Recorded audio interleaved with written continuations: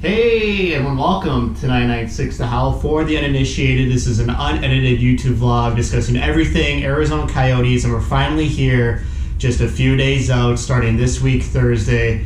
We're going to have NHL hockey back, but before we get into it, Shane Doan is back with the organization. Congratulations to Shane Doan. It just feels right that he's back with the Coyotes, long-term captain, just a real persona and person who really humanizes Coyotes hockey. And he's been with the organization for so long that I'm really happy that the bridge wasn't burned when he left. They had a little bit of a tense moment when John Shaika didn't want to renew his contract about 3 years ago, but I'm glad that's all put away. He's back in the organization. His title is Chief Hockey Development Officer, which is pretty much a made-up title. I'm sure it's just good PR for the Coyotes, and Shane Doan is going to learn the management side of hockey and get acclimated that way and work his way through the organization. And we'll see in 5 years where he is at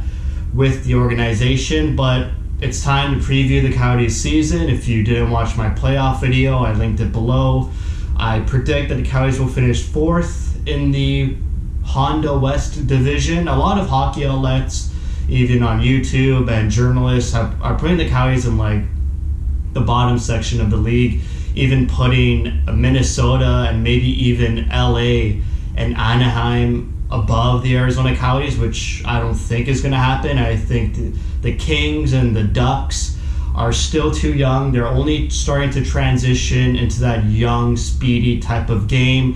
They don't have that elite powerhouse offense just yet. Those players are coming.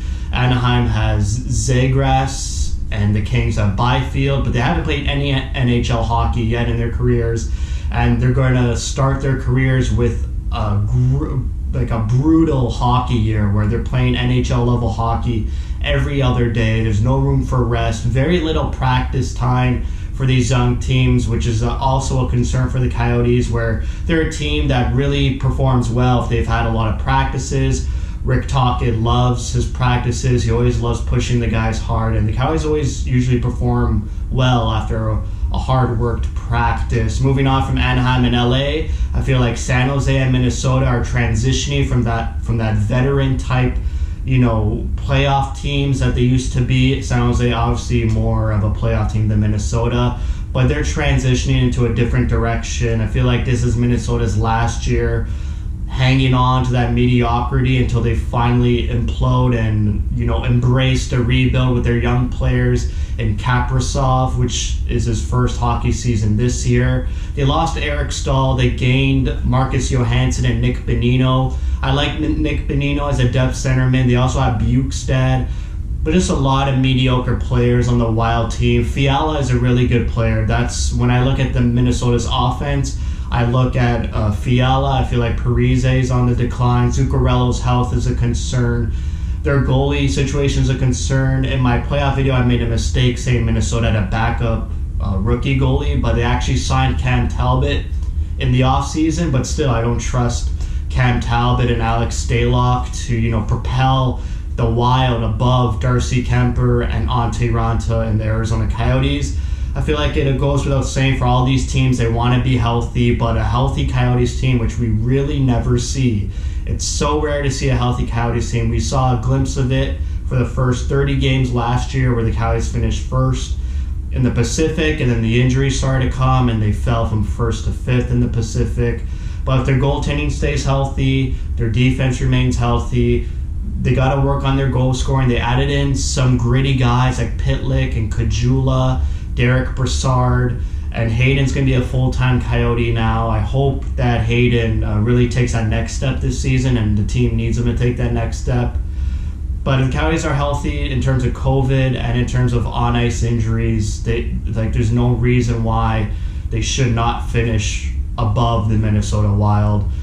And talking about goalies, I mean, St. Louis has a rookie backup. They didn't acquire a new backup for Binnington. They lost Jake Allen to Montreal, and I don't trust Binnington to have that full season workload. Even last year, splitting time with Jake Allen, his numbers were pretty poor. So I feel like the Coyotes got a great goaltending aside from Vegas and the Avalanche. I'm not even going to mention them in this video because they got the top 2 spots locked up. But just in terms of playoffs, the Coyotes need to finish 3rd or 4th. It's pretty achievable. St. Louis acquired Hoffman to offset their Tarasenko injury, so that's a plus for St. Louis. They also have Torrey Krug to pitch on offense. It's going to be a battle for 3rd place. I see St. Louis winning that out just due to their playoff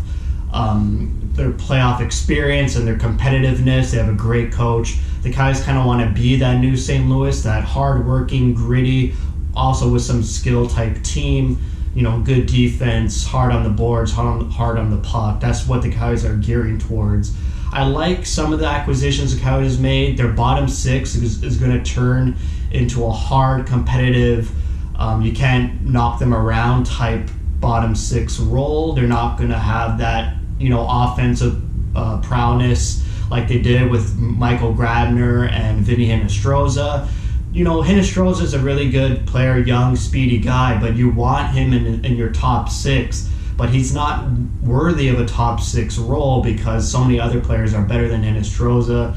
So Hinostroza, I know why they departed from him. He's a fast, speedy offensive guy, but he just doesn't fit in a 3rd or 4th line role. He needs to be in a top 6 role, but there's so many talented players in this league that will take that spot over Vinny Hinostroza. As I mentioned, Hinostroza and Grabner, they're going to score the game-winning goal against Nashville right behind me.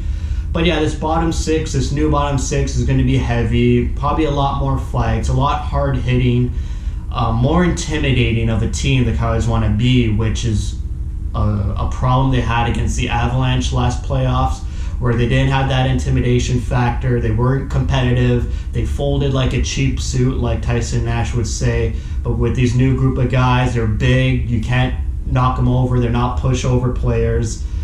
And they're going to fight for the team on their crest, and hopefully that's a good change. And I'm sure Talkin loves that grittiness change the Coyotes are going towards.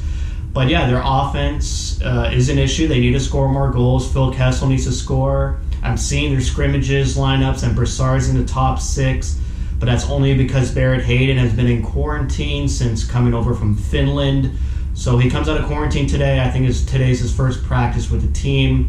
Hayden's got to get quickly adapted with this team and go all 6 cylinders, just go at it. He needs to beat Brassard for that 3rd line, for that 2nd line center position. This team would be better off with Hayden as 2nd line center than Derek Brassard. But Derek Brassard flexes. He could be a good winger, so maybe you'll see him pair it up with Schmaltz, and they'll alternate faceoffs here and there. Schmaltz is a centerman too, but Talkin likes to play him on the wing. In terms of defense, the Coyotes are set. They have so many healthy stud defensemen that can play how you want, defensively or offensively. They got some young guys in Jordan Gross and Kyle Capelbianco pushing for that 6th, 7th D position.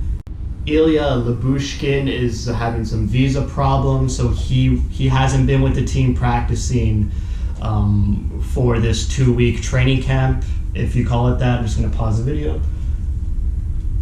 And so that gives opportunity for Jordan Gross and Kyle Capelbianco to push for Ilya Lyubushkin's spot. I know Lyubushkin plays a different type of game than Gross and Capelbianco. Those 2 rookies are more offensively minded, whereas Lyubushkin's a hard body, sort of like a younger Nick Hjalmarsson without, not to disparage Nick Hjalmarsson. He's one of the best elite defensive defensemen, but Lyubushkin's going to learn a lot from Hjalmarsson, probably be the Hjalmarsson replacement starting next season. And like I said, with goalies, they got one of the best tandems in their division next to Fleury and Leonard in Vegas with Ranta and Kemper. And then you have Aiden Hill, who's going to be on a taxi squad too, if any of them need a rest or fall to injury, which I hope doesn't happen. But we've yet to see a healthy tandem of Kemper and Ranta for more than 30 games. So if they can both be healthy and just get their reps in, play those back-to-back swap games, there's no reason why this team shouldn't finish 4th place at least. So that's it. We're getting closer and closer. It starts Thursday against the San Jose Sharks. They're both home games, back to Thursday and Saturday are the games. So, it's going to be a test. And then they get 4 games against Vegas, which is going to be a nightmare. So hopefully they pick up those 2 points in each of those games against San Jose quickly, accumulate some points, put some points in your back pocket just in case you face these 4 games in a row against those Vegas Golden Knights. And it should be fun. Like I said, those 4 games against Vegas are going to be hard. Hopefully Ryan Reeves doesn't go headhunting like he did against Nick Schmaltz in that exhibition game in August. But other than that, I'm excited to see the on-ice product, excited to see the changes, the new faces, the new tenacity in the Coyotes, and they just got to get at it and get that first W. So that's it for me. Thank you for watching, and thank you for your support.